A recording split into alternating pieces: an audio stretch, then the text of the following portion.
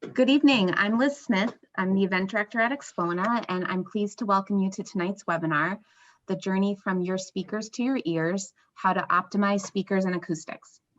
Our speakers tonight are Matthew Pose and Anthony Gramani.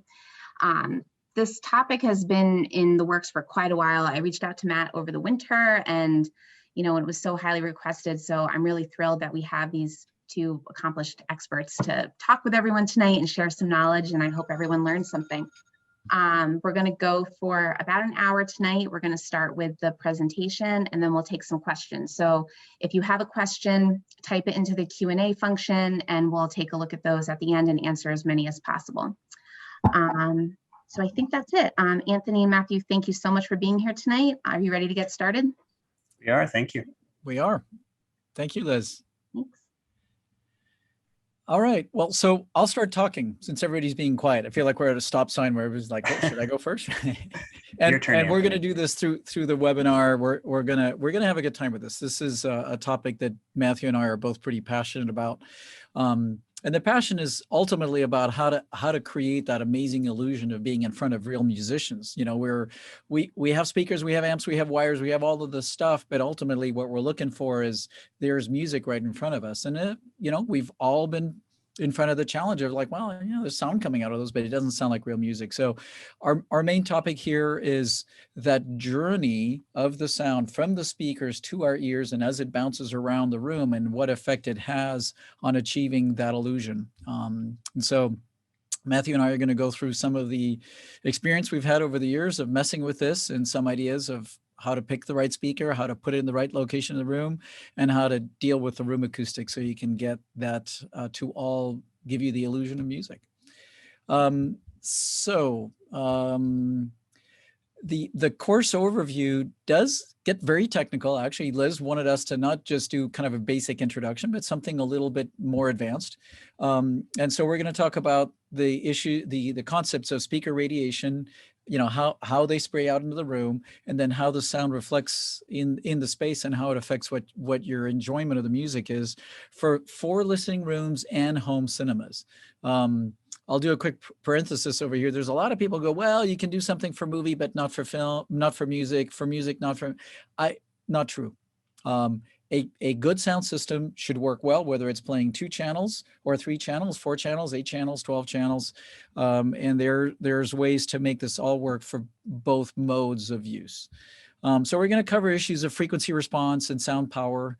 I'll explain that later. And we're also going to talk about acoustical control through the proper absorbers and diffusers out there. So I'm going to be quiet for a second and I will let Matthew introduce himself. Thank you. So yeah, my name is Matthew Pose. I run Pose Acoustics. I'm a reviewer for Audioholics. I apologize, there's a baby crying in the background. It's her bedtime, so you'll hear that a little bit. I have about 10 years of acoustic consulting experience. I think there's some more things that'll show up, but basically I've been doing this. I've been 3 years with Audioholics. I've reviewed with others, and Anthony will show off some of his very fancy credentials in a minute. So closest thing I had to that was I did develop a measurement protocol for sound bars, and I think anybody that's ever tried to measure using actually the same method that we're going to go through in a little bit for measuring speakers knows that things like sound bars and other closed loop speakers monitors is not easy. So it was a fun experience. All right. See you, Anthony.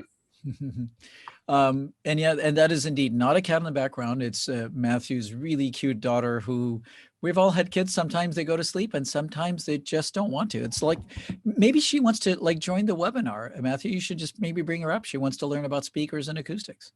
I think she does, but she will not let us talk. She will. All right, I'm Anthony Gramani.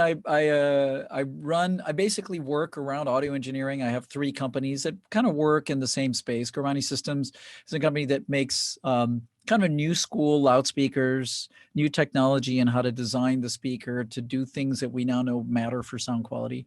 PMI Engineering designs high-end listening rooms and home theaters and post-production facilities. And Sonatus Acoustics makes and sells acoustical treatments. I have a degree called a BSEE. I'm a BSE, Bachelor's of Science in Electrical Engineering. I was lucky enough to spend 5 years at Dolby right out of college.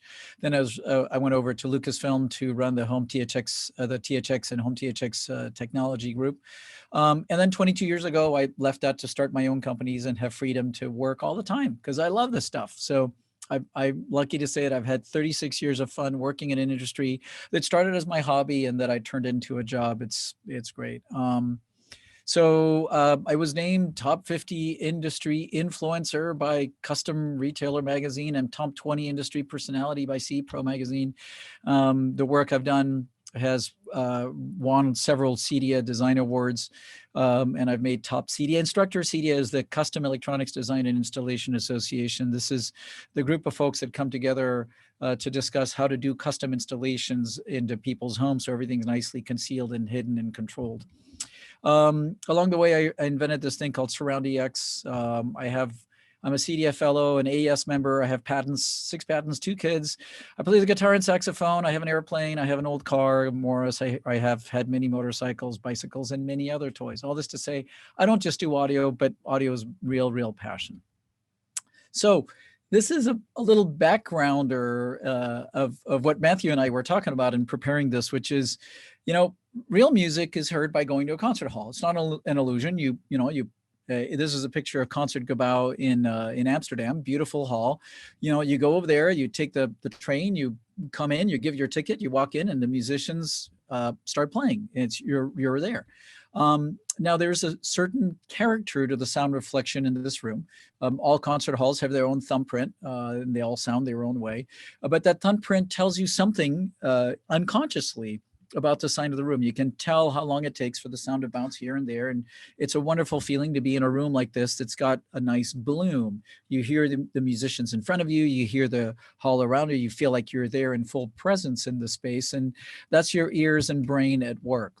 Now, we're here not to talk about going to Concertgebouw, but we're here to talk about doing that same event in a small room. In a small room, you have sound reflections, you have speakers, and this little diagram on the left is an expression of what happens. The speaker sends a little sound to your head, and then there's reflections that bounce around the room that if you play a recording that was done at Concertgebouw, is going to make your head want to believe that that concert hall is only as big as the room. And that's because your brain can tell from the cues that come into your ear just where the walls are. Now, it's an illusion, right, Matthew? What we want is to hear a Concertgebouw. So how do we get there? Yeah, sound field is room limited, needs to reduce and break up reflected energy. So one of the problems we've got, as you've talked about with this room, is that our brain recognizes the actual size of the room, and the reflections in the room are what tell us that. The Concertgebouw is a massive space, many times larger than any space that you would ever have in your room. We didn't get into this, but just really briefly, we use the term small room or small room acoustics when referring to domestic rooms. And I hear people sometimes say, no, my room's not small, it's very large. It's 30 feet long, it's 25 feet wide. But Anthony, that's a small room, right? It's in acoustics, that's considered a small room. Yeah, and so our brain perceives that space totally differently. So we have to change that room. We can't leave it as is if we want to be able to be tricked, if we want to get that illusion of being in this space. And so I think, you talked about this in the past. Ultimately, what we're trying to do, all of us have the same goal. We want to have the real event experience in our room. And we're using the example here of something, a concert hall. And we use this example. This is a classic example. This has been used in the audiophile world for longer than I've been alive, for that matter. And it's used because it has a real point of reference. So when we're listening to a real musical event and we point to a concert hall, everybody knows what that is. And anybody who's been to the concert hall knows exactly what it sounds like. So when you're trying to recreate that, trying to trick the brain, we know what we're getting into. But this applies to studio recordings too. The difference is we don't know what that real event is. There's not as much of a point of reference. So for the purposes of our discussion tonight, we're talking about a concert hall, but there's always a real musical event, or even with a movie, there's a real cinema event that they're trying to transport you to. And the goal is always the same, to transport you out of your tiny room and make you believe you're in a much larger space. And the only way to do that is to change that room. We've got to deal with those reflections, which are a problem for us. Right. So it's interesting in In jazz, what is the standard? Well, a jazz club, maybe. In rock and roll, what is the standard? Well, is it a concert, a rock concert, or what is it? So, I've been in recording studios many times, and ultimately there's an aesthetic there that depends on the producer, the engineer, the musician, but it's pretty consistent. The aesthetics is there's a person singing, you want to hear them, you want to have the illusion that they're singing right there in front of you, and there's a drum kit, and sometimes the perspective that's dialed in is, well, there's a drum kit here and there's a guitar over here. And you, more often than not, I found that the perspective that a rock and roll, and I'm using that term, loosely, pop rock doesn't really matter. The aesthetic does match what you would expect from having a group playing privately for you on a small stage. So singers over here, maybe there's a guitar so you can actually hear their guitar amp just on the side of the singer. And maybe there's a pianist over there and you kind of hear him to the side where they do things to pan it. Ultimately, it comes down to having the illusion that real people are playing in front of you. And that's really hard because what you really have is a wood or other box with some cones and domes moving air. And somehow you have to trick your brain into believing that, yep, there's real music there. And you can get there. That's been the lifelong dream of most audiophiles. I want to feel like the music is right there, and you can get there. And sometimes people spend a lot of money on the wrong things. They start obsessing about all kinds of audiophile tweaks, which you should think about. But first of all, let's look at the speakers. Let's look at where they are in the room, how they're radiating in the room. Let's look at how the room is bouncing energy back. If you can control that, you'll be amazed how far forward you get. And then you can work on the other tweaks after that. Yep, and I know we need to move to the next slide, but I'll just quickly say that lateral phase randomization, which you had in there, refers to the phase of the reflections off the sidewalls. That's what lateral reflections are. And lateral reflections, I think that people have been hearing since the days of Toole writing his papers on sidewall reflections and all the controversy that created, are actually pretty critical to our sense of envelopment and spaciousness. But the difference between knowing you're in a spacious space that's, let's say, 25 by 30 feet, and knowing you're in a spacious space that's actually the size of a concert hall is due to the phase randomization of those reflections. And so we're going to talk about how you do that, but you can do that. The room doesn't have to stay the way it is. And so it becomes possible to trick the brain into perceiving itself in a much larger space. Right. So remember the brain, our brain was not built to listen to speakers and music coming out of it. That's not the way we evolved. That's not the way we were created. We're using our ears and brains to do that. But the ear brain of a human being is really like a 360-degree safety radar. It's always like listening for where are sounds, where are they bouncing around? And there's certain things we do to try to always detect where are sound reflections. And those things get in the way of making speakers believable. So we gotta trick it. And so I often talk about the fact that really well executed electroacoustics, which is the speaker in the acoustics, is about a sleight of hand. It is fooling you or getting, basically a workaround of what your ear brain wants to believe in terms of where the sound reflections are, and to confuse that to a point where you accept that, oh yeah, there's a whole orchestra or a small group, maybe a solo guitarist in front of you. We're going to talk all about that. So we're going to do this chronologically. We're going to start with the speaker. So what it starts with, in terms of speakers, what's known as the frequency response, which is the fact that the speaker is linear, and more specifically, not just the frequency response from the speaker to your head in that direction or from the speaker this way, but also what's called the sound power, which is the net energy of all the direct sound plus all the reflected energy around the room. So sound power, if you actually look at the trend in speaker design these days, if you look at what people are worrying about when they're designing good speakers, more and more and more people are worrying about this thing. And we're going to spend some time explaining what that is. Ultimately, in picking your speakers, I mean, I'm almost going back to let's pretend like you don't have speakers and you're trying to figure out what to buy. Or let's pretend you have speakers and you're like tired of them, you want to get something new. What do you want to look for? First and foremost, you want to look for a speaker that's got smooth sound power. And again, we're going to come back and explain that. Just think of it as the net bubble of sound that comes out of the speaker has even response, as in it doesn't emphasize any particular frequency at anywhere along the spectrum, at all the seats. So that whether you sit right in front of the pair of speakers, a little to the left, a little to the right, a little forward, a little back, it's all smooth. Also, the direct response, so the sound from the speaker to your ears, should be as smooth as possible. It should not have any emphasis at any particular frequencies, a peak, a dip, within certain reasons. And that reason is pretty much by the time you get to plus and minus 2 decibels from a perfectly flat line of measured anechoic response, you're good. You could try to get closer, but you don't really hear that. But, and this is what surprises people, is it is equally important for the speaker's off-axis response, so the stuff that doesn't go right to you first, but the stuff that may go over the wall and bounce to you and get to you after a few milliseconds of delay, that also has to be smooth. And you can go, well, why? It's going off the side. Because you hear it just as much, actually, if not more, because there's a lot of bounces, and we're going to show you some diagrams around that. And that plays into sound power. I mean, at the end of the day, if you don't have a smooth off-axis response, it's pretty hard to have a smooth sound power response. Right. So the act of getting the on-axis frequency response smooth, and what we mean by smooth, again, we're thinking this is a little bit of an advanced course, so you guys already know that, but the act of putting a sound into a speaker and knowing that it reproduces that without any emphasis or loss at any frequency, that should be pretty easy to do today. People have been doing that for, 50 years. It's been a long time now that people have known how to make a speaker with a relatively linear response. I would say certainly the last at least the last 30 to 35 years, people have gotten that down. Not everybody. I'll show you some diagrams from people who don't do that very well, but there is knowledge out there on how to do that. Now, there's still some errors. There's still people who put out speakers that are very expensive. They have beautiful cabinetry, very expensive drivers.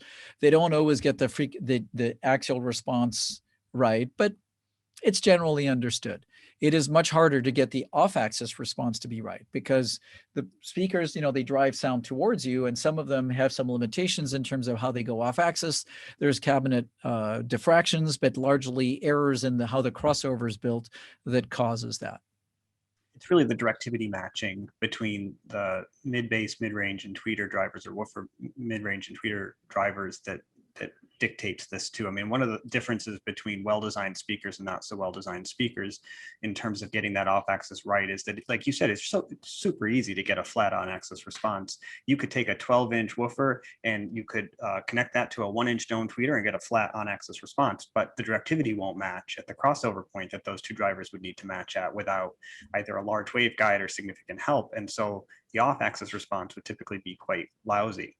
Right. So I have a little diagram here that shows that what you ideally want is a smooth on-axis response. I'm drawing this as a green line, and a smooth off-axis response. Smooth being that there's no change to the response of the sound. It's a nice smooth line. And what I'm drawing over here is a little bit what Matthew's describing, although with depending on your vertical axis, a crossover from a 12-inch woofer to a 1-inch tweeter would actually have a dip somewhere here that would be way more profound, depending on what you think is 6 dB, but what you're described as something they would have probably a 6 or 7 dB dip here and then go back up. Now, why is that, Matthew? Why is it that, why can't you just take a good 12-inch woofer, something you've paid a lot of money for, and cross it over to a 1-inch tweeter? Also, let's just say we're using a really, really good European made and designed woofer. It's $400, and you're crossing over to really good 1-inch dome, also European made somewhere in Scandinavia for another $200, which is expensive for drivers, and build a crossover for those that won't work off axis. Why is that? It's a pretty basic physics problem. Basically, the 12-inch driver will naturally start to beam. Its radiation pattern will narrow as a function of its diameter. And so as you get larger in diameter, that frequency point at which it starts to go from an omnidirectional radiator to one that narrows gets lower and lower. In the case of a 12-inch driver, it's about 800 hertz or so. Actually, you'll start seeing some narrowing by 500 hertz, but it gets pretty significant by 800 hertz. And a 1-inch dome tweeter, on the other hand, typically is omnidirectional by between 1 and 2 kilohertz. And so you typically can't cross those over much lower than that either. But even if you did, it's going to be an omnidirectional radiator. So you have a change in radiation off axis at the point where they come together. And that's going to cause a non-smooth off axis response, which is actually not unheard of. There are a lot of speakers on the market like that. Most speakers have this problem. So thank goodness you don't see many speakers anymore that are 12-inch woofer and a No, 1-inch that's an tweeter, extreme example. but 10-inch woofer with 1-inch tweeter is still quite Well, or quite 8-inch prevalent woofer. out there. Or 8-inch And to be woofer. honest, even 6.5-inch woofers can be difficult to mate Yep. well to a 1-inch Yep. dome tweeter. It's actually 5 1/4 inch is probably the largest you can go, where you could just do a straight no wave guide and have absolutely no issues. 6.5-inch woofers do start to narrow enough in dispersion, in some cases at least, that when you start to get into crossover points of, say, something like 2.5 to 3.5 kilohertz, you'll start to have off-axis problems. Right. And that's universal. I mean, I don't have to know what driver you're using, just the diameters to know that that's true. Right. So this is an important point. Hey guys, we actually have 45 minutes to cover about 5 hours of material. Okay, so some of the slides are just going to go quickly through. This one is worth spending some time on, and why and how and what difference it makes. So let's look at this a little more. In the slide, did not mean to do that. Let me go back to where we were. Sorry guys. Concert go bow. This is a review. Okay, you guys see all this? Okay, great. All right. So let's take this example of you're sitting in a room with 7 channels. You know, in this case, for simplicity, I'm just pretending like the sound's coming out of a center channel for a home cinema application. But if it was just 2 channels, that same sound could come from the right speaker or the left speaker. So it is not that hard to take a average 12-inch woofer or 8-inch woofer or 10-inch woofer and cross it over to a 1-inch tweeter, which is a very common diameter for a tweeter, and end up with an axial response that's smooth. You'd have to have some parts. If you're a designer, you'd have to choose the right combination of filters to cross it over, and the right capacitors and inductors and resistors to set the levels and all of that. It's not that hard. So fine. However, what about this? What about the sound that goes over here? Well, look at this sound. It bounces off the wall and it returns to your ear 2 or 3 milliseconds after the original sound. Do you hear it? Yes. Is it going to be a little quieter? Well, yeah. It's going to be quieter, maybe 3, 4, 5 dB, depending on how far that is. But you hear it.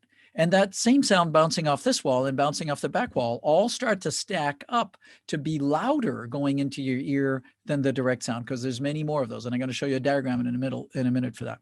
Now, if you were to take a 12-inch woofer, I'm glad that you brought that up, Matthew. Take a 12-inch woofer. You're doing a big woofer because you want to play, you love bass, right? You just love boom, boom, boom. You do a 12-inch woofer and you cross it over to a 1-inch tweeter at 1 kilohertz. That 12-inch woofer acts essentially like a parabolic antenna on itself, is the way to think of it. So at low frequency, it's wide dispersion. And as you go up in frequency, to where the wavelength is the same as the diameter of the speaker. So in this case, 1 kilohertz, which has a wavelength of about 1 foot. At that point, the thing is just beaming forward from you, and it just sounds like this. Now, as long as you're straight on axis and there's no walls, it's fine. And you're not going to hear the fact that the radiation off axis here has a dip in it. But if there's a wall, because you're in a house, in a room, which is what most audiophiles listen in, is in places with walls, you're going to end up with a response. That red response is going to have a dip before you go back up to the tweeter. And the tweeter is going to be wide dispersion until 8 starts to beam, and it's going to do that. So this is huge. And I know that's like, why are you bothering me with this? I'm going to show you in a second. So sound reflections in room, if we take what I just drew and we propagated it to the other surface. Check this out. So in blue, we have the one direct sound. I know I'm showing a center speaker for a home cinema application, but if you're doing 2-channel, that same thing would come out of the left or right speaker or both. Now check this out. Here's a sound that missed you because it was 10 degrees off axis. And it bounces around the room and finally gets back to your ear after a few bounces. Here's a sound that's 20 degrees off axis. It does 2 bounces and reaches you. Here's a sound that's about 30 degrees off axis, 40 degrees off axis, et cetera, et cetera, et cetera. So here's a bunch of different bounces in the room. We have chaos now. We're starting to have chaos. I've just shown you the reflections off the right wall and the back wall, but the right half of the room. Let's add in the left half of the room. And these are just a few of the reflections. I'm just showing what would bounce, in 10-degree increments up to 3 or 4 bounces around the room. So what do you think, Matthew? What is louder here, the blue or the red arrows? Well, the issue we've got right now is that all of these are arriving within a short enough time window that the brain's going to largely integrate them. It means it's going to combine them all together. The total sound power, meaning the total energy in all those reflections, is going to equal or exceed that of the direct sound. So all those reflections ultimately are going to be probably the thing that dominates in many ways what we hear. Yeah. And it's important to know too, especially for all reflections that are coming from the same direction or opposite direction of the speaker, not only are they fully integrated, but they're perceived essentially as if they are coming from the same direction as the direct sound in terms of our sense of pitch or timbre. So I know where you're going with this, which is that if all those reflections have a bad frequency response where it's really uneven, then the thing that's going to dominate our sense of timbre is all those reflections, not the direct sound. Right. So notice how there's one blue arrow and there's 1, 2, 3, 4, 5, 6, 7, 8 on one side, 8 on the other. And this is just a schematic of just a few angles. So there's 16 reflections just at the 10-degree increments. I mean, there's also a reflection at a 5-degree increment, but just if we just pretend that they were 10-degree increments, there'd be 16 reflections for every direct sound. And the fact is that net energy coming from the room is 2 or 3 times louder than the direct sound. Crazy. Well, there's a lot more of them. So think of this as like somebody had a bag of 20 ping pong balls and tossed them all out into the room with a lot of energy. One may hit you, and then a whole bunch of them are going to hit you a little later as they bounce around the room. And that's what you're going to hear. And so, like you said, the timbre of what you're going to sense, the overall sonic quality is going to be the net stuff that's going into your eardrum, into your ear canal, into your eardrum, and be heard. However, somehow it still sounds like it's coming from in front of you. Why? This is a room without any acoustical treatments, a normal speaker, et cetera, et cetera. You're still going to perceive the sound coming from in front of you. Why is that?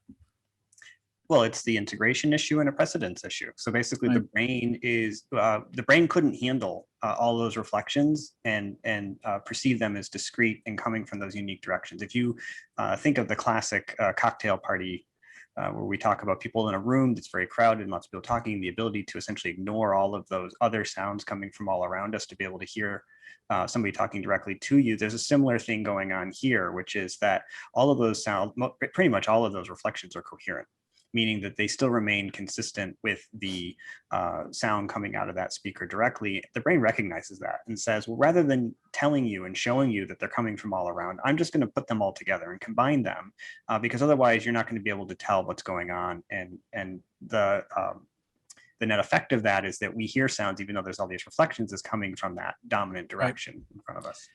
So that you mentioned the word precedence. There's an effect sometimes known as Haas effect for the researcher Haas, who kind of coined it, but also known more generically as precedence effect, which is that our brain is able to hear the same sound coming from different directions and go, that was the first arriving one. That's the one that's the predator. And it just comes from a very, very basic instinct, which is, okay, I'm in a cave, I'm in a forest.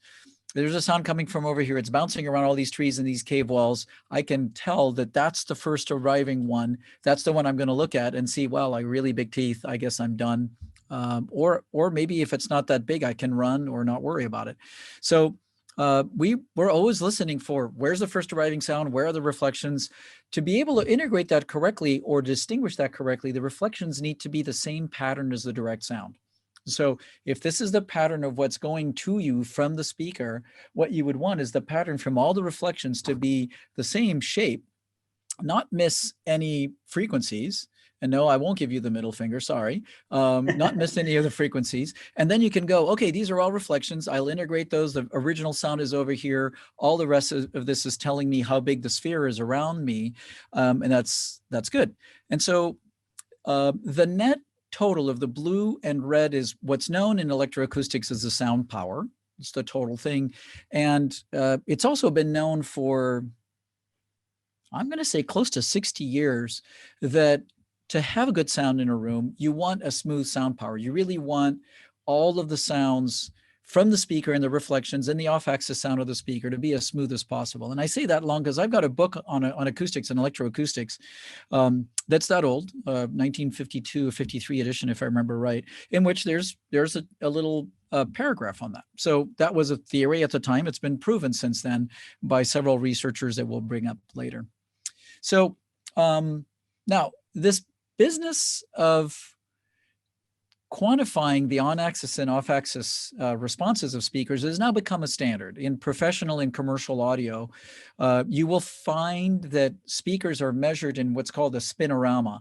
That term was kind of a cute term that Dr. Floyd Toole, who did a lot of research at the National Research Council in Canada originally, and then continuing within Harman International, kind of coined to say, look, the way we should be measuring speakers and disclosing them is we should actually put the speaker in a room and measure 70 points around a waist horizontally, and then also from head to toe, look at how it radiates sound in the room and disclose that in a way that you can tell by just looking at a few curves, hey, is this speaker going to work well? Is it not going to work well? And it has been proven over and over and over again in listening tests, blind listening tests, where the audience doesn't know what they're listening to. They're not listening with their ears. Excuse me, they're not listening with their eyes, they're listening with their ears. And you make it blind by putting a big black acoustically transparent scrim cloth, basically a big piece of grill cloth between you and the speakers. And the speakers that have a good Spinorama data are the ones that usually people go, wow, I like the way that thing sounds. So this is, when you're not going to see this very often in consumer speakers yet. We're trying to change that within the work at Audioholics, within the work at CEDIA, within the work at various standards organizations. But you're going to start to see these. It's certainly in pro audio and commercial speakers, you see that. So what matters in the Spinorama or in the data? Which measurements correlate with what people go, I like the sound of that. And what about personal preferences? As people go, I don't, we can't all like this. It's impossible. Well, that's true. Some people like beer, some people like wine, some people like wine a little bit more this way or that way. But the work done by researchers that do this for a living, I'm so jealous. I wish I could actually do this for a living, is do a bunch of listening tests over and over and over again. But both Matthew and I actually have a job to do. We actually have to go out and earn, money to pay for the kids and all of that. But the people who are lucky enough to do research on this have found that there is a convergence. And even though there's some outliers out there, there's people who like a little more of this or that in the responses, there's a good statistical peak that goes, yep, if you design a speaker that has these results on a Spinorama, and I'm going to show you that in a minute, most people will go, yep, I like that speaker better than this other speaker. I don't know what they are. They're behind black scrim cloth in these listening tests, but that thing sounds better to me. So you could say, yeah, there are listener preferences. There are, but by and large, humans, of different nationalities, different gender, different sizes, all of that do tend to converge on certain speakers that most people go, yep, that's the better sounding speaker.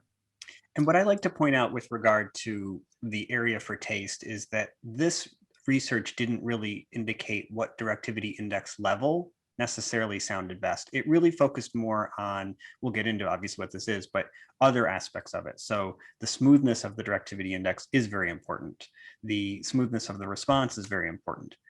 Whether it's got you guys aren't going to know what this means, and we'll hopefully be able to show you a little bit about it, but whether it's got a directivity index of 2 or a directivity index of 13 is a different issue.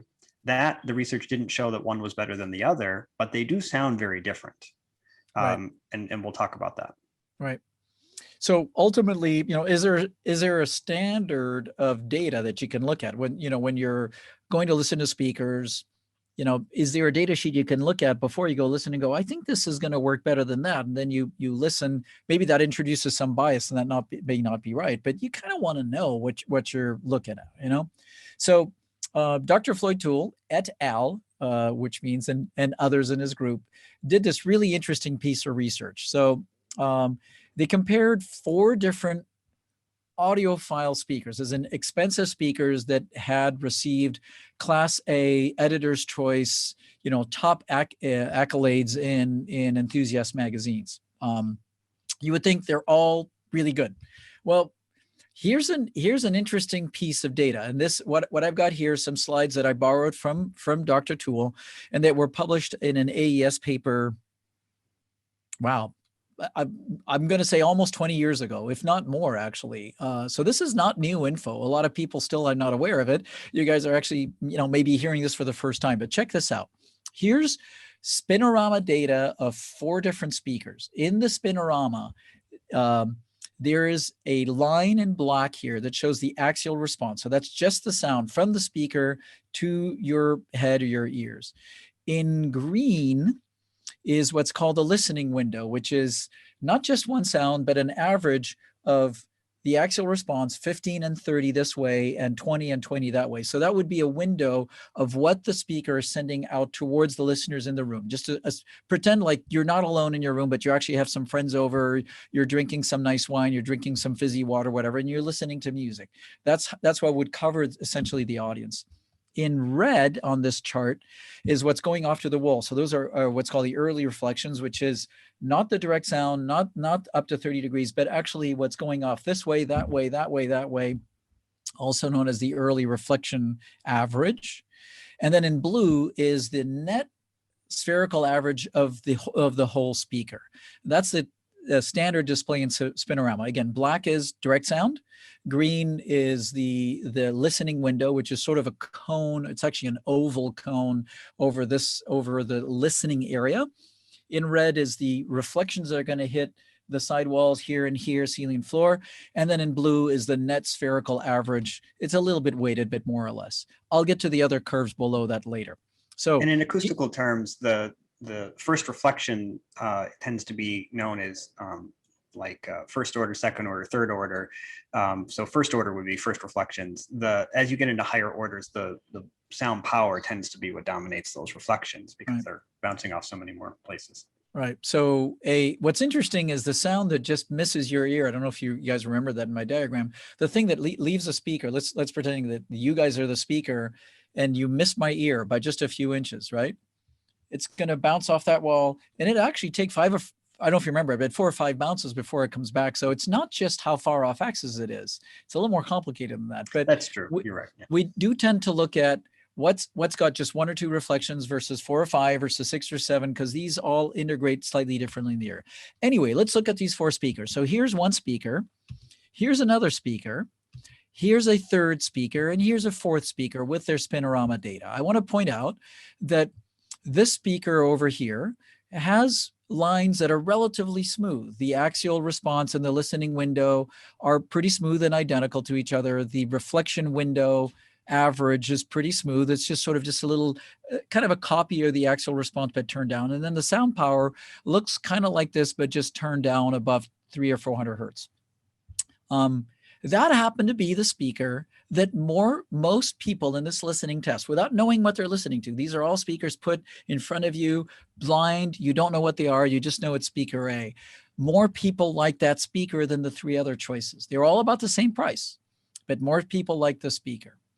Next up, the one that was kind of a close second, you look at the responses, here's the axial, here's the listening window, here's the reflection window, here's the sound power. Not as good as the other one, right? A little bit more difference, a little bit of bumping here. What's called the sound power, the net spherical average, has a little dip in it. And that's probably because the mid-range or the woofer was too big and it was starting to beam by the time it crossed over to the tweeter, somewhere around 2 or 2.5 kilohertz. So that's visible in the sound power. And what that means is the net energy from the whole room is missing 2 kilohertz. It may miss a little bit of articulation. And it's important to note too, you can't fix that once the speaker's done. We can't put that speaker in a room and EQ it away. We can't put acoustic treatments on the wall and fix it. That's an inherent part of the design of the speaker. Right. So then we have this next speaker that was less preferred, and its frequency response is up and down. This is this thing I was saying right in the beginning, having an axial response that's smooth. People should have that by now. They don't. So here's a speaker that goes up and down. Interestingly enough, the listening window followed it closely. The reflection window followed it closely, and the sound power followed it closely. So what's interesting about that speaker is it is not a smooth response speaker, but its radiation relative to the axial response is bad. And so if you took the speaker and you put an equalizer on it, you could possibly make that sound good, because there is not a very big difference between those curves. And then finally, we have this thing that's a raggedy mess of response going up and down. And that's just a speaker that's going to sound fuzzy and ugly, and there it is. It'll be very colored. And it's very likely that all of those those sharp wiggles are reflections, basically. It probably is a speaker that has a very funky, it could use horns or waveguides that were not well engineered, or it could be that they, did a looks over performance type of design with the cabinet, and there's a lot of diffraction sources and reflection sources. I also would guess the designer of that speaker did not measure it in its design. Possibly. So spoiler alert, this was a planar, I won't say any brands. I actually happen to know what these are, but, and if you feed me enough whiskey, maybe I'll tell you. But that speaker was one of the large planar radiator devices in which the actual radiation comes from a foil electroacoustic. And that foil, and those do have a lot of reflections actually across the front of them. Yep. So what's interesting about this is that here's curves. This is all academic data, but what turned out to happen is more people liked that speaker that had the smoother response, and most people did not like the speaker. Some people did like it. It's not like this got a 0, but more people like this one with a smooth response. So there is a way to correlate the data between the measured response, the predicted measured response, and the listener preferences, which, if you look at all this data, is a correlation of 0.86, which means if you design a speaker that has good response on the Spinorama, you have an 86% chance that the listener will like it. That's pretty good. What other discipline of anything can you do out there where if you follow some basic rules, you're going to get an 86% chance that people will buy your thing because they like it? That's crazy. That's great. Well, and if you square the correlation coefficient, you get the variance explained. And so it's worth noting too that what that's telling us is that of all the reasons they looked at for why somebody would prefer one speaker over another, basically that data predicted 74% of the reasons why they chose one speaker over another. That's a pretty high number. I mean, to be able to essentially explain away 74%. And it's totally possible that if you were to pull in things like dynamic range and bass extension, which were not explicitly a part of that, that you would see something even better. Right. Absolutely. So we're running low on time. I'm going to flip through slides very quickly so we can get into the acoustics portion of this. Basically, the summary on the speakers is pick a speaker that has a good axial response and good off-axis response.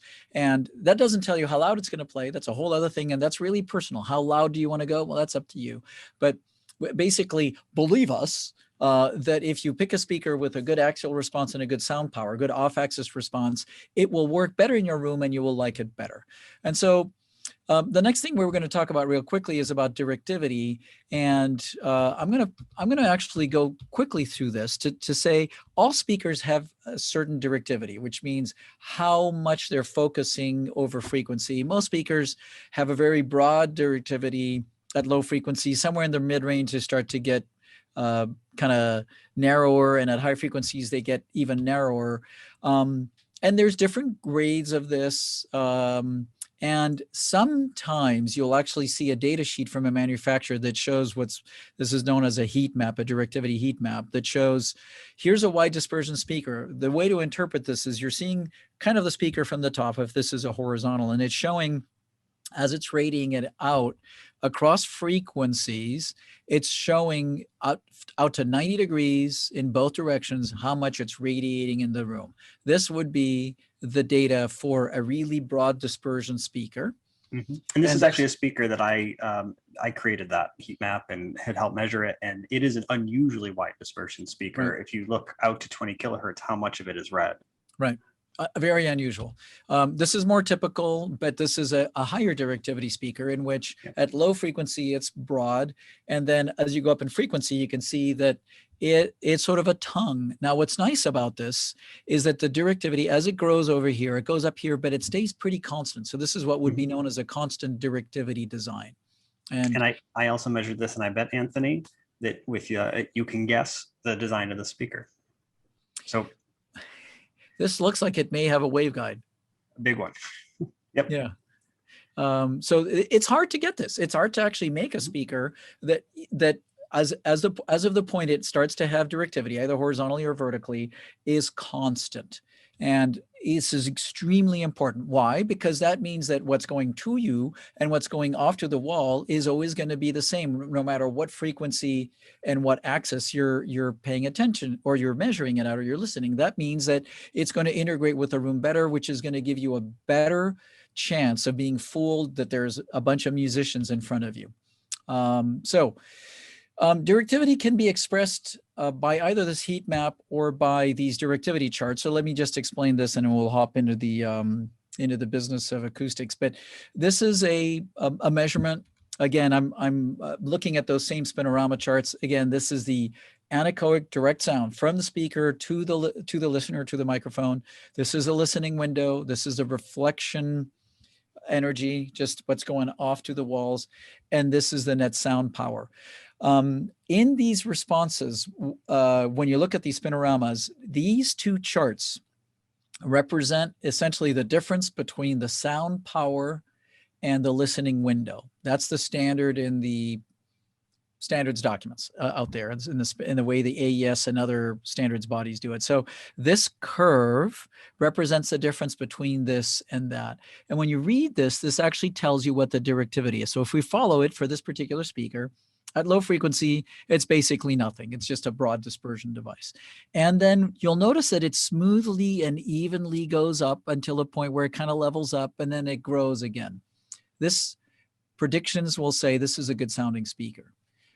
This over here is the directivity of the off-axis response. Again, there's no big accidents.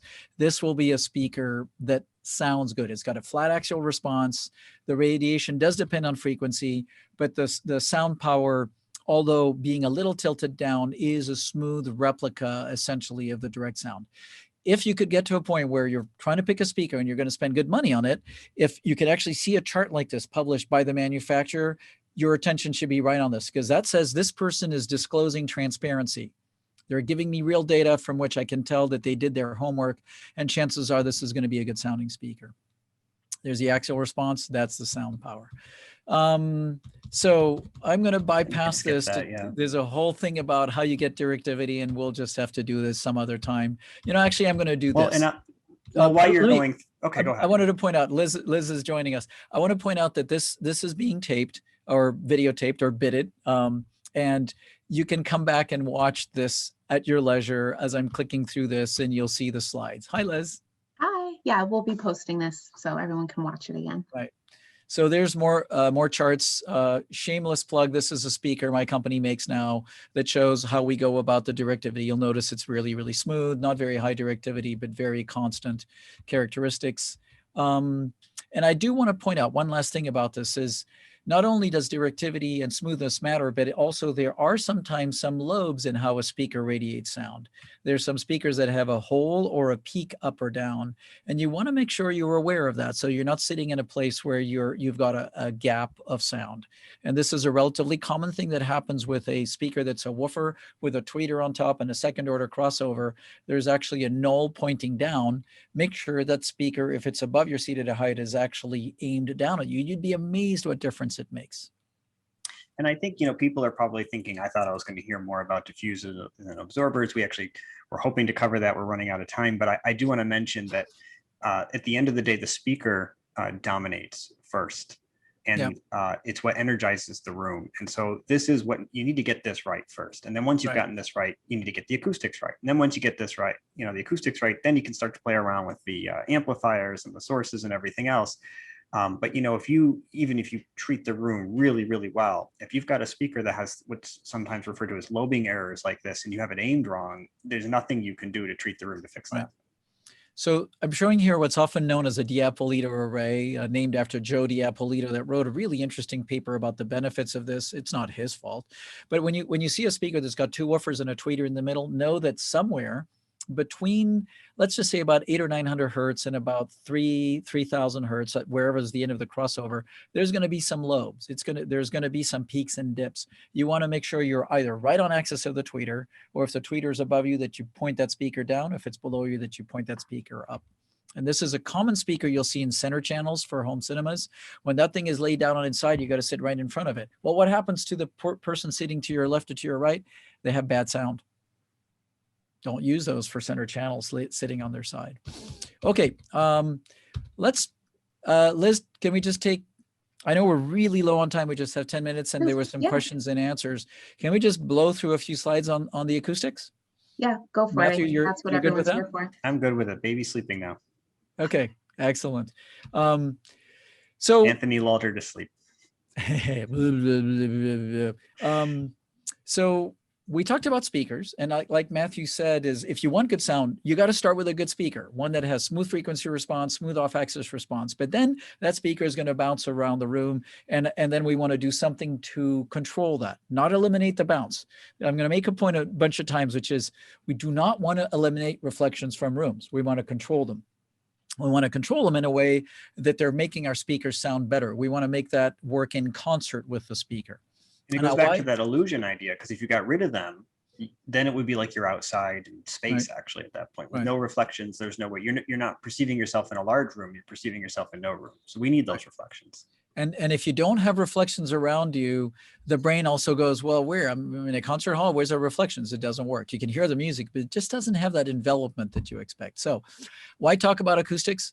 Because they're audible, because they contribute to 50% of the sound quality. I can't tell you the number of times I've been to somebody's home who's got a really high quality system and they want me to tune it and there's no acoustical control anywhere. And I know there's only so far you can go with that. So if you can put a few absorbers and diffusers around the room, you can double the quality. Dude, that's not a lot. That's not a lot of money. Usually it's a few $1,000s for doubling your quality. That's huge.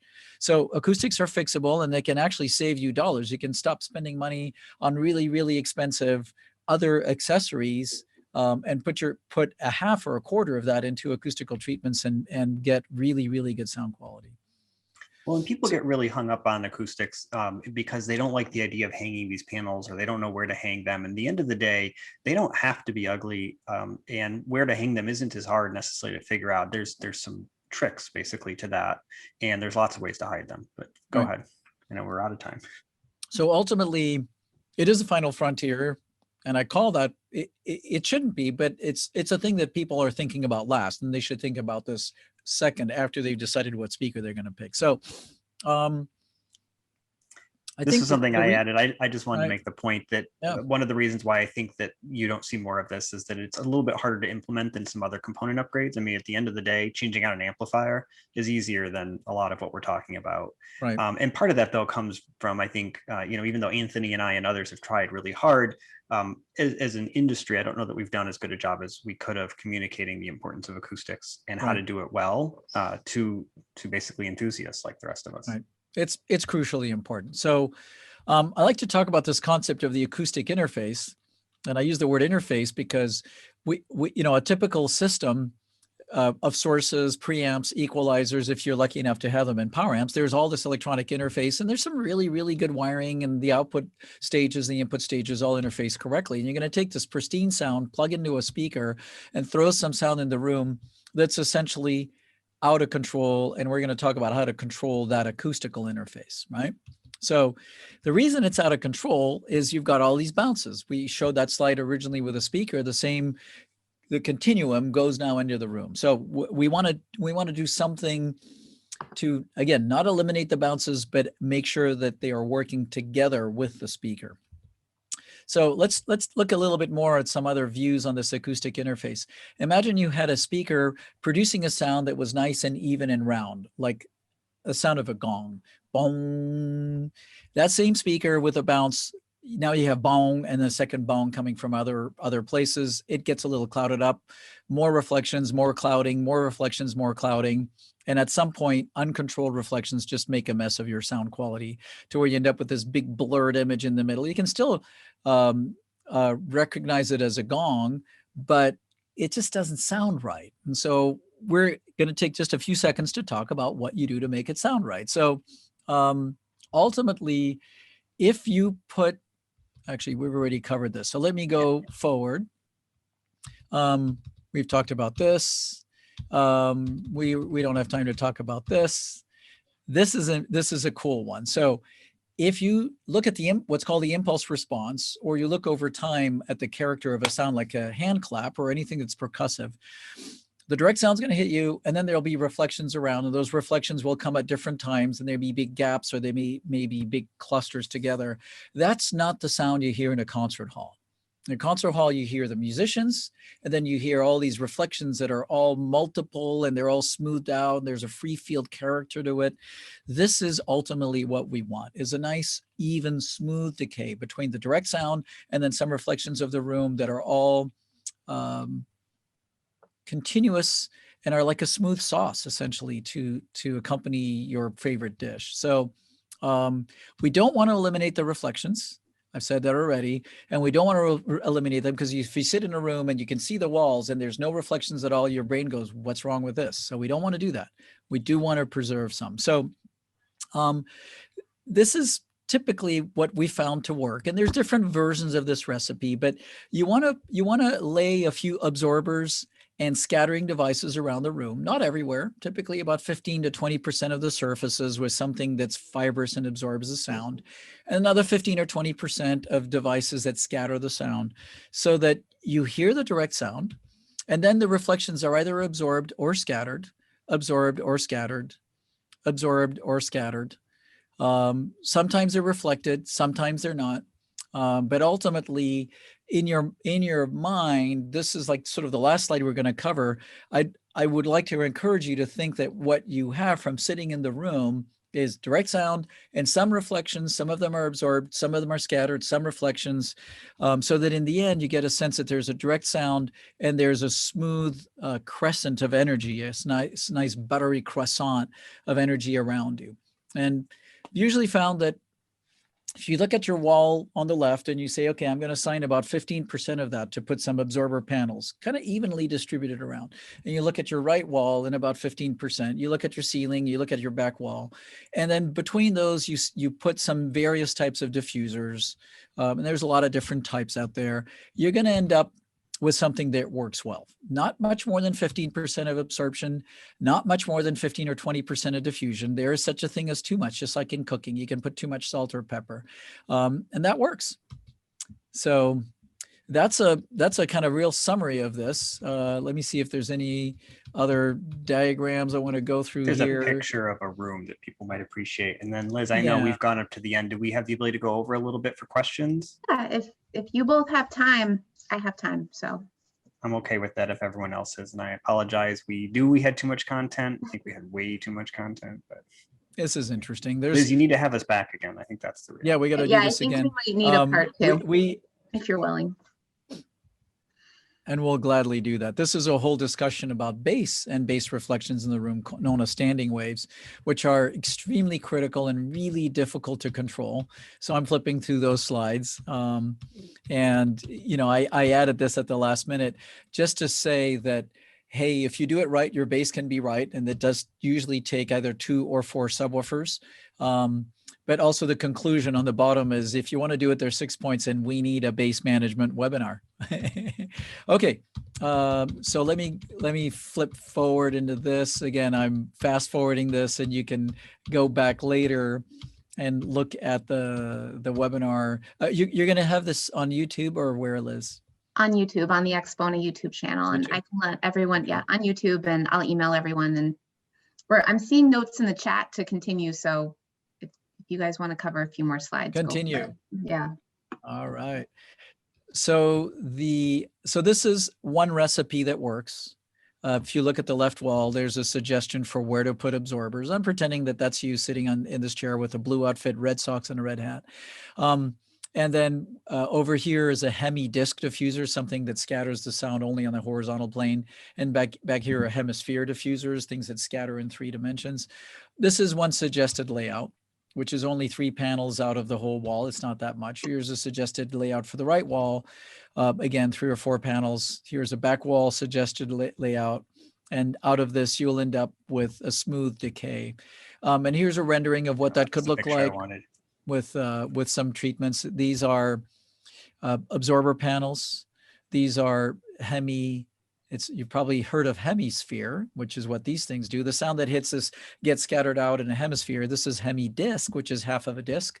The sound that hits these kinds of diffusers that are usually things with slots and channels, that tends to scatter out horizontally only. There's a reason to use those towards the front of the room. But this is one way that you could make the room look at. This is out of our Sonatus Acoustics recipe book.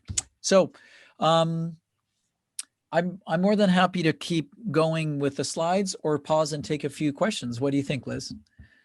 We actually have an interesting question, if I can read that, because Anthony, you and I talked about this, and I think that this is misunderstood. And it says, so how important are ceiling treatments versus wall treatments? And I think you and I agree that it's not a one or the other, that those ceiling treatments are actually a pretty important part of it. And I was going to point out too, that there's an order to the treatments here. So you've got the speakers in the front of the room. On both you and I like to do some bass absorption up on the front wall there, and typically something that's more of a filtered absorber often towards the middle, sometimes some diffusion, but that kind of what you have there is pretty consistent. But then you've got absorption on the ceiling. And as you move towards the back of the room, you've switched over largely to diffusion. Mm-hmm. And there's a reason for that. Do you want to talk about that? Yeah, and I do want to say that just like a recipe for food, it sometimes works great and sometimes doesn't work, depending on the components you're starting with, et cetera. So anything I say here, take it with a grain of salt and a grain of pepper and a grain of paprika to make it work. So generally speaking, for the lateral walls, like Matthew mentioned an hour ago, we do want, just like in a concert hall, we want some scattering of the lateral sound. We want to achieve that on the walls, and that's done by putting a bit of absorption here, a bit of reflection here, a bit of diffusion here and there, and what comes back from the walls is scattered out. Some of it's turned down. It works because it fools your ear brain to think that, wow, this is like a concert hall. It's all laterally scattered. On the ceiling, there's a lot of research on this that is contradictory, actually, on all of this. So you can read a bunch of papers and different people have different opinions based on the research in the room they're in. But I've usually found that the first reflection, the point where the speakers that radiate up are going to bounce off the ceiling, is a good place to just kill that. Getting some scatter off that tends to return sound to your two ears the same way, and it tends to mono up the sound because the reflection is correlated. So you get what's called interaural cross correlation. Use that in your next Scrabble game. Interaural cross correlation, when the same sound hits your two ears, your brain thinks it's centered. And we really don't want to lump up the sound in the center. We want to maintain some spaciousness. So I generally tend to like to absorb the front half of the room on the ceiling, not the walls, the ceiling, and then put some scattering around the back, kind of from the seating position on back.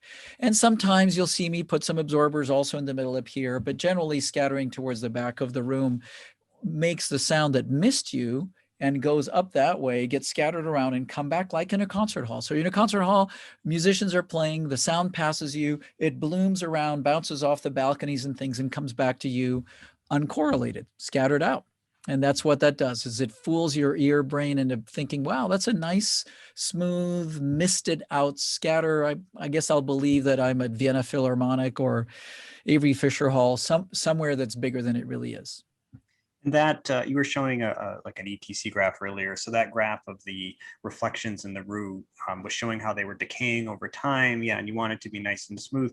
The diffusion in the back of the room actually is what helps that to decay into what appears to be more of a diffuse field. So small rooms typically don't have a diffuse field, right? And you won't see that. So we're trying to make something that mimics that in a small room, and that diffusion that you have in the back of the room, throughout the room really, but especially as you were showing in the back of the ceiling there, is critical to achieving that result. Right. So I do want to warn people, there are some recipes from 20, 30, 40 years ago that put all the absorption at the front and all the diffusion at the back. And that's sometimes known as live end, dead end. Do not do that. That was a design for bad speakers, basically. There was a lousy speaker that was popular in studios at the time, and somebody figured out a way to make it sound passable and then said everybody should do this. And the reality was nobody should have been using that speaker in the first place. Right. So Matthew and I both love and hate that speaker. We're not going to mention any brands, but it is a speaker that if you looked at the off-axis response, it was really raggedy. Actually, the on-axis response wasn't that great either. But the off-axis response was so bad that you just had to kill it. And by absorbing the whole front half of the room, you killed that and you just had the direct sound, and then you scattered what passed you, and then you got some semblance of it. But with a good wide dispersion speaker, those designs don't sound good. You don't get any spaciousness. You get a confusion of the sound stage. There's a really interesting paper by I forget if it's actually Floyd Toole. I'm going to say Floyd Toole and Sean Olive, called About Diffusion and Confusion. It was presented at an AES conference about 25 years ago by why you shouldn't do that. Don't do that. So it's like, again, like in cooking, a little bit of a good thing is great. Too much of it can actually spoil the sauce. So some absorption, some diffusion scattered around on the ceiling, a little more absorption to the front, a little more diffusion to the back, but don't make it all or nothing. That does not work well. So we have another question that I think is a good one because it comes up a lot. So the question is, in a normal living room or listening room where you've got typical amounts of absorption from things like rugs and furniture, do you really need to add so much absorption? And I think you and I agree that there's two pieces to this. So one is, it probably makes sense to measure that room. You know, if you've got some furniture in it, you do run into situations where there's an sort of unknown, difficult to predict amount of absorption, and you don't want to just assume that it's nothing or a lot.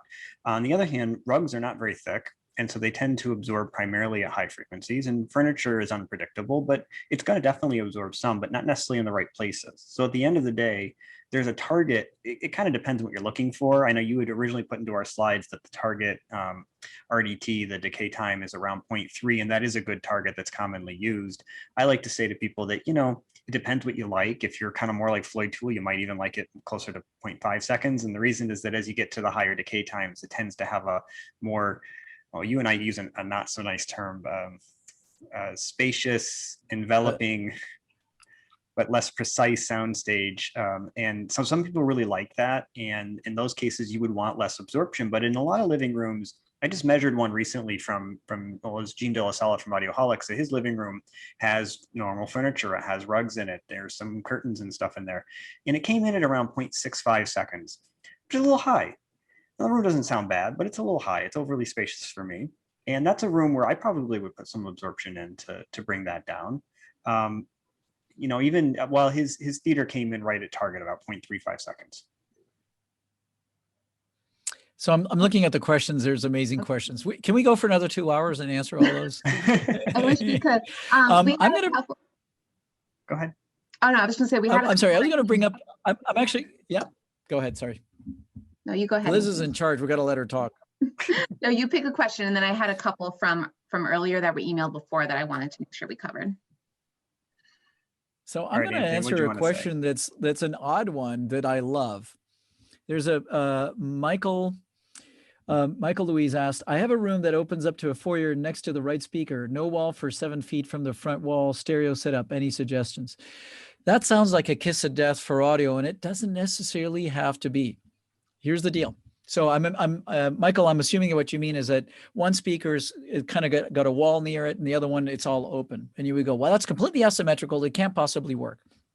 Guess what? I've been in rooms in which that's the setup, and the imaging was amazing. Everything was great. Maybe a little too much reverb for real impulsive sound, but it worked really well. And there's a misconception that what's returning from the walls has to be the same from this wall and that wall. And that's not so. If you have a symmetry in what's coming back from the walls, that can work very well. And in fact, the further the reflections are from the lateral walls, the longer they take and the more diffuse they come back, the better the soundstage can be. So all this to say, Michael, it could work just fine. And I would just add my own opinion on this, and there is probably differing opinions, is that I would still probably want to treat that wall that's closer to the one speaker. I would want to see what's going on, but here's the reason why. If there are really strong early reflections coming off of that wall, that could essentially draw your attention to that side and have a negative effect, including it could affect the timbre of that. As the image basically moves to that side, it could change. So if it just depends a lot on how close that speaker is to that side wall, basically how big that space is, and how strong those reflections are. But if they are strong, I probably would treat them. And basically I would still do the same thing you're showing here. I would do a mix of absorption and diffusion. It's not uncommon for those to be window walls, in which case your absorption diffusion ends up being some sort of mix of curtains and whatever you can fit in there. Right. No, absolutely. So very good point. If that left whatever, what are the speaker is closest to that wall. If it's really close, you're going to hear that bounce and it's going to be missing on the other side. It may be too jarring. So a bit of absorption there will take care of it. There are some great questions here. Man, I don't know what to do. Liz, you were going to say something. Yeah, there was a question we had earlier, which was, what is your take on the integration of separate stereo subwoofers with the stereo main speakers? And the questioner says he's gotten conflicting views where someone has said that you can have seamless integration and someone has said that you cannot. I think whoever said you cannot simply doesn't know what they're doing, to be honest. There's no reason why you can't integrate subwoofers with main speakers perfectly fine. And Anthony and I had a conversation about this before. One of the simple logical reasons why we know that's true is that a subwoofer is just like another halfway, if you were, another way to a speaker. So if you have a three-way speaker, then the woofer might be operating from 200 hertz down. You can make a four-way speaker where you have a deeper bass driver that's operating from 80 hertz down. At that point, that is a subwoofer. It's not any different. And so in the exact same way that that can be fully integrated within that whole speaker, separate subwoofers within the room can too. The issue is that a competent speaker designer has to put in some engineering and effort to make that work. And so we as enthusiasts have to ultimately do the same thing. We have to put some effort into integrating everything to make sure it works right. But there's no reason why it can't be integrated. Right. Absolutely. So integrating a subwoofer is actually playing speaker designer. That's the thing you need to realize, is actually figuring out exactly the crossover, the phase of it, the level, the time alignment. It's not easy. But Matthew and I do that all the time, and you end up with, you turn a two-way speaker to a three-way speaker, a three-way speaker to a four-way speaker. But more importantly than that, and there's a whole section that I had to blow through. Somebody did ask actually if we're going to publish those slides, and I'll send them to Liz. And if I don't know what you guys do, but there will be a PDF of those. Realize that the low frequency integration of a subwoofer in the room, or the low frequency of a speaker in a room, can cause enormous errors in frequency response. We're talking about plus and minus 15 or 20 dB. And I have a whole bunch of slides that show that I had to just go through. So you can put a pair of left and right speakers in a room, and they can be perfectly good speakers, flat down to 20 hertz, and the room is going to completely mess them up with what's called standing waves, which is how the sound bounces back and forth between the front and back wall, the left and right wall, and the ceiling and floor.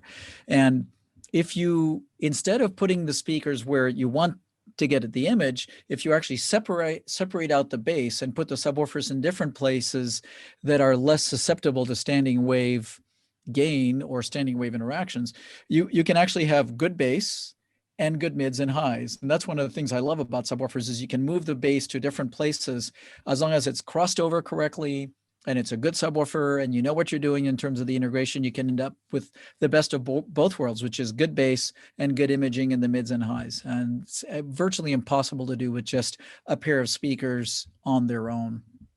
And I'll mention too, I wrote a paper for Audioholics on stereo bass that was focused on the work of, now I'm forgetting his name.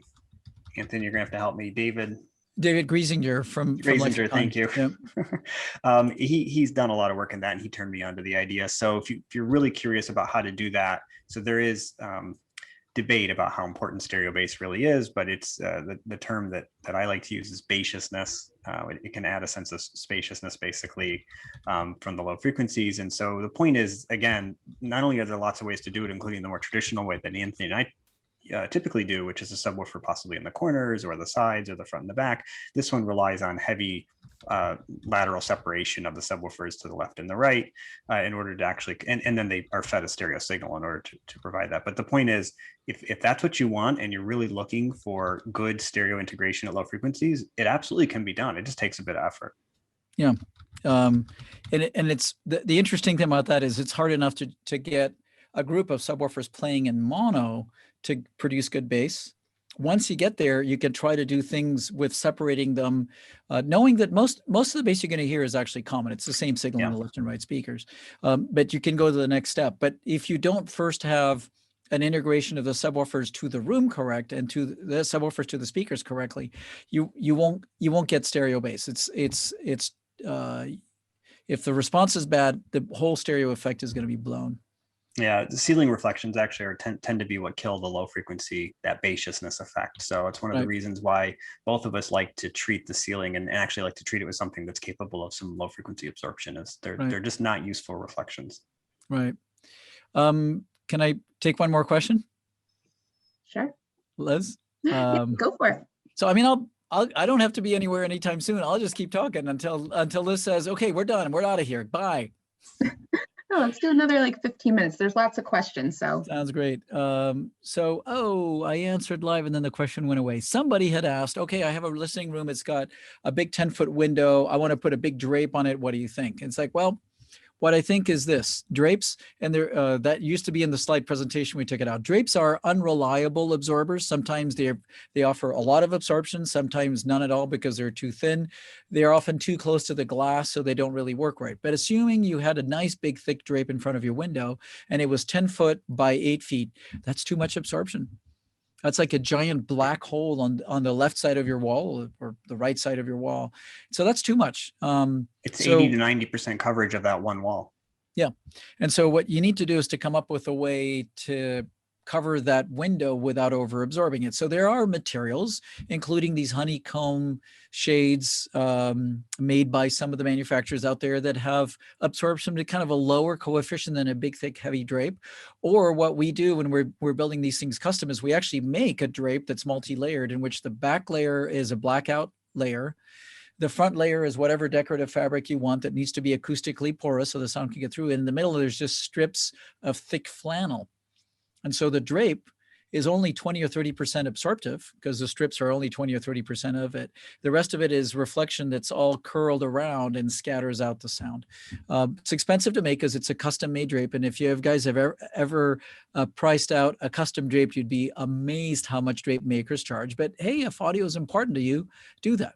Any questions more on that? We call that the Eclipse drape. You can email me or text me or email me. I think you'll have the email at the end, Liz, and we can talk more about that. Matthew, do you see any other good slides there? Slides. Any other good questions? I see somebody who wants to know if anybody, the average person, can learn to do their own room analysis, or if you have to hire an acoustical engineer. And I think, the self-serving side of both of us would say, well, no, you have to hire us.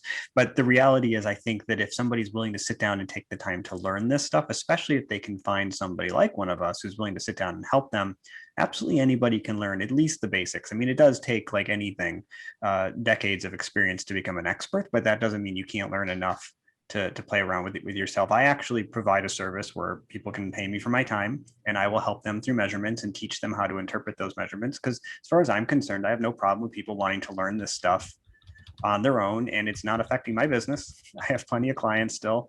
And so I would say, the average person can learn it, but at the end of the day, it is physics. Some of this stuff is pretty technical, and it does take experience to get good with it. So I would say that the people who want to learn this also have to recognize that they have to be patient. I have a lot of people who will work with me who get impatient, that they're not catching on as quickly as they wanted to, or they'll wonder how I'm doing something so quickly and it's taking them so long. I mean, that's just a reality of when you do something every day, you get muscle memory from it versus, right, this being a new thing. So I don't know, Anthony, what you think about that. Well, it takes, we've been doing this for at least a year. Wink, wink. Try many, many more. So just like any other trade, they say that if you want to get good at something, you got to practice it for 10,000 hours. I could be a professional violin player enough if I'd practiced that for 10,000 hours. But there, I agree with Matthew, but there's an intermediate, which is you can get for not a lot of money, you can get a very good measurement USB microphone. Cost about 70 or 80 bucks. If this stuff matters to you, what's 80 bucks really? You can plug that into your laptop and you can run an absolutely amazing piece of software called REW, Room EQ Wizard, that you can download. Please, the guy who writes that is amazing at what he does. That thing should sell for $3,000 or $4,000. It's a free download. Send him a little sponsorship money, 50 bucks, 100 bucks. So now you've invested, let's see, all told $200 into a measurement system. You can go through the tutorials and learn how to use that, or either Matthew can online or I can online help you run a measurement. And with a few measurements around your seating position, just looking at that, looking at the response, the waterfall displays, there's a bunch of different ways that it can actually measure. You can tell a lot, and we can start to help guide you into, you have too much absorption. You don't have enough. If you have subwoofers, they're placed wrong and there's all these resonances, whatever. And so, of course, Matthew and I have to work for a living. We still have kids to get through, put through college. So there's a small fee at doing that. And it's well worth it. Again, you could spend a ton of money on really expensive cables and other like accessories and not get even a quarter as far as what you can with a little bit of measurement and a little bit of intelligence. And in fact, since somebody had asked about subwoofer integration, I would say one of the #1 things that I end up noticing in these systems that I end up fixing is subwoofer integration. So yeah. If it is at least a system with a subwoofer, one of the #1 things I see is that the subwoofer is out of alignment. And so there's poor phase integration. And they'll say, I have a bad frequency response. What's going on? I'm trying EQing it. And I'll take a look at it and say, you don't need EQ. You just got to work on integrating it better. And I think people often are amazed at how much of an improvement you can make, basically just playing around with the distance settings in the case of surround systems, or the phase control when you're talking about stereo systems. I recently did a system in Israel from here using a Trinov processor. It's a 2-channel system with a subwoofer. I remoted into the system, and we spent 4 hours basically integrating that subwoofer. But at the end, the result was absolutely, within reason, perfect. It was as good as you could expect.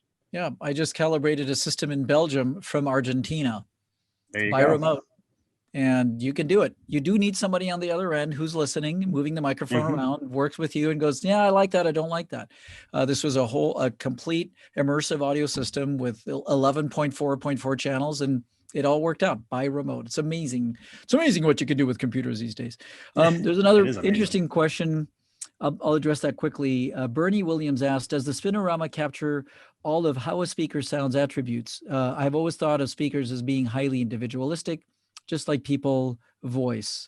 I think cabinet size, materials, etc. So like I mentioned, yep, there are some listener preferences, but the data has shown that the majority of people, so the statistical average of people, tends to like the speaker with the smoothest Spinorama data, which, when the team that was researching this went into that research, they didn't know hey, would that correlate or not? It's known that it's a good thing to do to make a speaker with flat response and good off-axis response, but was it proven? And the proof was, months and months and months of listening tests, like lots of different people, trained listeners, untrained listeners, the janitor, the engineer, everybody got through these listening tests. And in the end, it ended up showing that, hey, if you make a speaker with a good Spinorama data set, people are going to like it. To be clear, Matthew pointed this out, that data does not say anything about the directivity of the speaker, so how spacious it sounds, or anything about the headroom, the power, none of that. This is just, here's a speaker, it's playing on its own. What do you think? Do you like the sound? Do you not like the sound? So I'll throw a little fly in the ointment over here. How many of us are listening in mono? Yeah, nobody's answering. Why? Because we don't. We listen at least to 2 speakers or more. I tend to, like 2 speakers for originally recorded 2-channel stereo stuff, and then multi-channel for multi-channel music or film. Well, a lot of the data and the Spinorama stuff just gives you information on what happens in mono, but doesn't tell you what the spaciousness characteristics, the actual spatial hearing character is going to be out of a pair of speakers. That's a whole new field of business, of study that's going on right now. Like, how do you correlate really the spatial hearing part? I would say the Spinorama stuff is not so much about spatial hearing, but about spectral hearing. Like, what is the frequency response? And then there's this whole other thing where it's like, do I feel like I hear the concert hall around me? Do I feel like I hear the musicians all placed? That's a whole other thing that we'll reserve for another webinar. And we will be doing on Audioholics actually a bunch of videos on that, when I say a bunch, it'll go beyond what we could ever do with Axpona. Anthony and I will probably do some on our own, but I'm actually having Edgar Churi on from Princeton University. That's the 3D3A lab, the Bach processor, for those who are familiar with it. And he's going to talk a lot about that. That's one of his areas of expertise. Spaciousness, I think, is the area of research that basically is a little underdeveloped. The one thing I do want to say about this, because I know there's a lot of people who have said, look, I've heard really, really good speakers from this company and they measure great. And I've heard really good speakers from that company and they measure great. And the measurements are similar, but they sounded different. And I liked, this one better than that one. There is something that research doesn't tell us all that well that's worth noting, but I would say it's also under-researched. And that's that once everything is good enough, other things start to matter. So the frequency response, for instance, we were talking about, is one of the most dominant factors. The power response, the smoothness of it is a dominant factor. Let's just say that you get that to the point of being good enough, you know, where it's so good that any improvements aren't going to make a difference, well, then distortion starts to matter quite a bit. So distortion doesn't matter all that much in a typical speaker because it's usually good enough that the frequency response stuff is going to dominate. But once it's good enough, then distortion starts to matter. Right. Well, once distortion is addressed, then you're going to start to have issues with the transient response. That's going to start to matter. So it can get pretty complicated pretty quick, where some other stuff can start to suddenly become important. And when we're talking about really high-end, really good audiophile speakers, that can start to be the factors. I mean, I've talked to Sean Olive about this before, and he said that. He's like, you know, you can get two speakers that look very similar, they measure very similar. One clearly seems to sound better than the other. It scores a little higher in our scores. The frequency data doesn't really indicate why. Remember, I told you it's still only explained about, I forget the exact number, 78%, something like that, of the variance. There still is some other stuff, right? And that other stuff starts to be these other factors. It's just that we can't get so lost in that we forget that frequency response data and that directivity data, that's the like number one most important thing. Right. So there's a question here from Richard Hollis at 6:25 p.m. So where I am. So Richard's hanging with us for an extra half hour. I love it. How does this apply to line array speakers for listening rooms? And what I'm going to do is I'm going to take advantage of that to talk about, again, directivity. So a line array speaker, they come in many different forms. Some are really line arrays and some are just a stack of drivers. But let's pretend somebody is making a real line array, which is a speaker, you know, that's pretty tall. And it's got a stack of tweeters or an array of ribbon tweeters, or one long radiator with a bunch of mid-ranges and woofers. That speaker, if it's designed correctly, is going to have a wide horizontal dispersion and a vertical dispersion that's about as tall as the speaker. So once you get over the speaker, there's very little sound left. And basically it's a speaker that's basically beaming sound at you in this direction with a wide horizontal coverage. So that's a speaker that would have now the reality, I do want to point out, and there's a really interesting paper from, last name Banks, I forget, a guy at Celestion who had designed these tall ribbon speakers that showed that nothing is truly a cylindrical planar wave. So I do want to point out that even a line array speaker, if you play pink noise on them and you move up and down, you'll actually hear that it changes a little bit. There's some comb filters that come from all kinds of different things that I don't have time to get into. So they're never perfect, but they are what they are. Now, a line array speaker is not going to light up the ceiling and floor so much. And so you don't need to worry so much about what's bouncing off the ceiling and floor. It's going to be lighting up the horizontal parts of the room. And also because it's directing this way, as you move away from the speaker, there'll be less fall off with distance. So it's going to have a different sound character. It's one way to make a speaker. Another way to make a speaker is a wide dispersion point source. So this would be either like I'll just mention it, MBL, you know, that's like the only company that makes this egg-shaped thing that radiates in all directions. That would be the diametrical opposite, a speaker that radiates in all directions all the time. Both of those can sound good, but they're going to sound radically different in a room. They can both measure, by the way, they could make both of those measure the same Spinorama data. One of them is going to have a sound power response that is lower because it's directional and a directivity that's higher, but the curves could all look very, very similar. They're going to sound different. And that's what happens in the room. So there's a really, really interesting paper from almost 30 years ago from some researchers in Scandinavia that maybe we can finish with this. This will blow you away. You ready for this? Matthew, I don't know if you've heard me mention this from these guys. Yeah. I think it was in Norway. Let's pretend like it was Norway. It may have been some other Scandinavian country. So on a long winter time, which is like there's long winters over there, these researchers took 4 different loudspeakers, all of which had good frequency response, low distortion, good impedance curves, all of the things that mean it's a good speaker.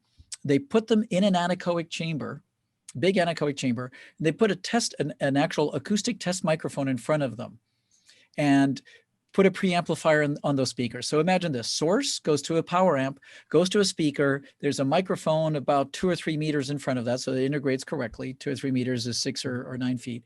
And then the output of the microphone goes to a preamp, and the output of that microphone goes to a switcher. And the switcher selects between the source, so just a wire that goes to the switcher, and the other side, the output of the mic preamp in the anechoic chamber. So on one side, you've got just a wire, and the other side, you have a power amp, a speaker, air, a microphone, a preamp.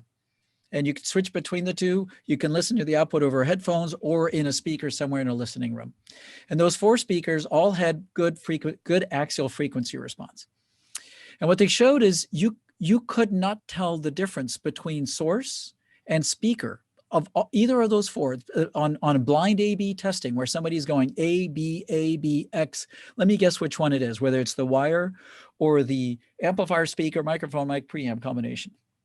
Couldn't tell, which is insane. That means that 30 years ago, you could actually make a speaker that's linear enough that in an anechoic space, it behaves like a piece of wire, completely linear. Crazy. And 30 years later, we've only gotten better. Now, second part of the paper, you take those 4 speakers and you put them in the room. And on the same kind of blind test where they're all hidden behind scrim cloth and you put them on a turntable so they're always listened to at the same place, everybody could tell which one was speaker A, B, C, or D.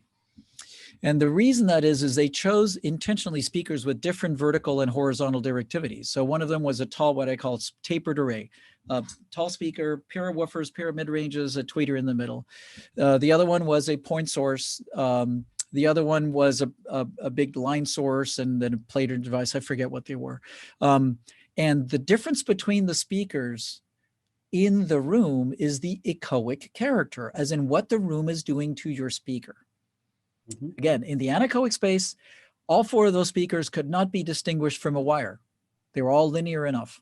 And in the room, you could tell the difference between the 4 speakers clearly. So difference between anechoic and room is echoic. So what it is that the speaker does in the room and how it bounces around and what you're putting for treatments has more effect than you would think. And that's why you should worry about it. So when you compare Spinorama data between speakers and you go, why do these sound different? Probably first place you should look is, well, the off-axis response of this one's a little different to that one. And the Spinorama data is an average. So when you look at those, and again, you're not going to see a lot of Spinorama data, but if you could get it, you realize that the sound power is an average of 70 measurements. And the reflection window is an average of many different measurements. You're not looking at individual curves. Some manufacturers go as far as showing you the individual curves on the professional and commercial side. You'll see that where they show you the axial response, the 10 degrees, 20 degrees, both horizontally and vertically. And if you stare at those long enough, you'll go, well, I think I know what's going on with this. They're going to sound slightly different. Once you control all of that, then you get into the elements Matthew talked about, which is the transient response of the speaker, maybe the phase rotations over frequency, maybe the power handling of the speaker. And what happens when you start to crank a lot of power into the speaker is it's starting to power compress. There's other things that start to matter. But those are the things that you should worry about after you've gotten that response and the overall sound power, the net sound energy in the room taken care of. Then you can start to worry about those other items. I actually tend to think that dynamic range is probably one of the next most important things. And actually, to be honest, I wouldn't be shocked if you've got a really good power response. It's smooth, at least, very even. That even if there is some coloration in the speaker, your brain tends to get used to that after a while. Yep. I still wouldn't be shocked if then dynamic range might be more important than that. But I will say this, my reputation amongst my friends and colleagues is that I apparently like to listen loud. So you may not all agree with that. What?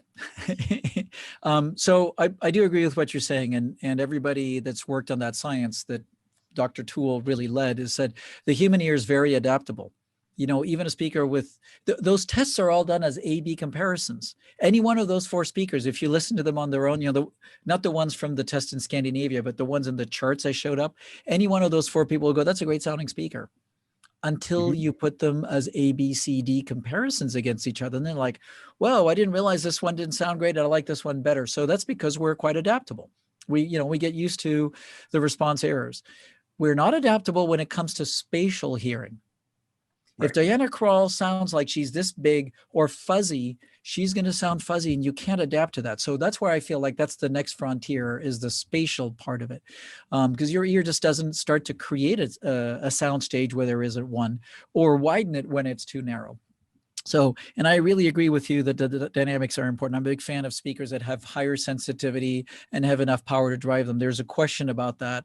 If you have low sensitivity speakers and not enough power, you're going to be clipping your amp. You're going to be actually what's actually called power limiting your speakers. You know, as you start to heat up the devices, they actually start to compress because everything's getting hotter and there's more resistance when devices get hotter. So that is the next thing is the dynamic range. Yeah. And if speakers are too inefficient, and there are actually quite a few speakers on the market where in order to get a good sound, the response that sounds neutral to you and to compensate for what's known as the baffle step, you end up getting a speaker that's very inefficient.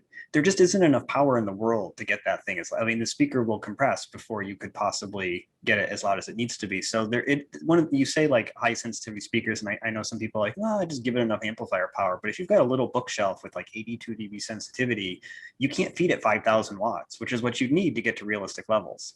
Right. Right. People don't realize how hungry speakers can be of power. When it gets up there. So I know Liz probably wants to go. She's starting to mouth the, and actually I'm sure. I'm trying to. You're fine. My wife, I think, wants me to get going. I saw her start to sneak out. So I do need. Yeah, we've gone about half hour over. So I think it's a good time to wrap up. You guys are okay? Yeah. Thanks for having us. Question for you. Can you tell how many people are still logged on? We still have 120 people. So 120 people stuck with us. Now, hold on. Is that because they've logged on and they've just fallen asleep and they're still logged on, or they're actually listening? No, this is great. Still asking questions. So, yeah. All right. Well, we will wrap this up. So, a huge thank you to Anthony and Matthew for taking the time to, share your knowledge, answer questions. I mean, you can tell from the audience that everyone's enjoying it and want to have you back. Thank you for everyone for watching tonight. We hope you learned a lot. We hope you are going to try some of these things at home and maybe reach out to Matthew and Anthony too if you want to take things to the next level. And we'll be sharing the recording and the slides probably by the end of the week. I'm planning more webinars this summer, so be on the lookout for more announcements. And we hope to see everyone in person at Expona, October 29th through 31st. So have a great night, everyone. Excellent. Bye, everybody. Thank you. Bye-bye. Take care. Good night.